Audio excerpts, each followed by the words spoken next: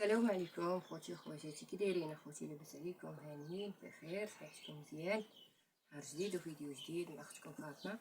هاد النهار اخوتي بغيت ندير مريقه هاد ويكز اخوتي بالخضره. بحكم اليوم راه عندنا السبت وغدا عاد الحد اخر سيمانه، مبقاش لينا اللحم، عندنا لا ثلاجه لا والو. وغنديرو دويكز اخوتي نتغداو بها، ماشي بالشرط يكون اللحم، عاد غنديرو السلام عليكم اخوتي، هانيين بخير؟ كلشي مزيان؟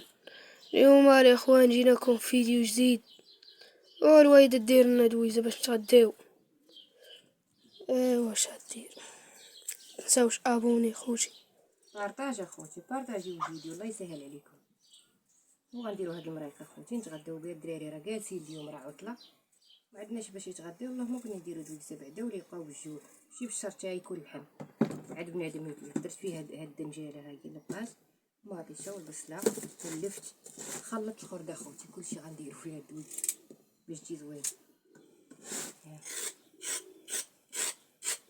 خليكم معنا الاخوان حتى اخر فيديو.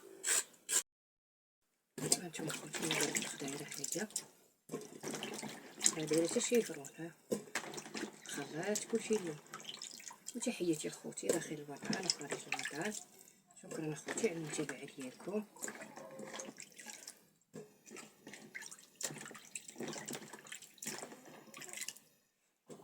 انا كنت نصبن اخوتي من الصابون، هاني جيت ندير لهم باش يتغدى. اخوتي ها القيوه ديالنا طابت، وحنا غنتغداو اخوتي انا ومالك كلشي واد. هانتوما اخوتي هاد الويكز ديالنا طابت، حطينا غنتغداو انا والدراري. والله الا جات زوينه، ها كلشي خاصها يكون لحم، ضروري يكون لحم. الخبيز اخوتي طيبنا الفران ديال العواد، وها مالك حتى هي معانا.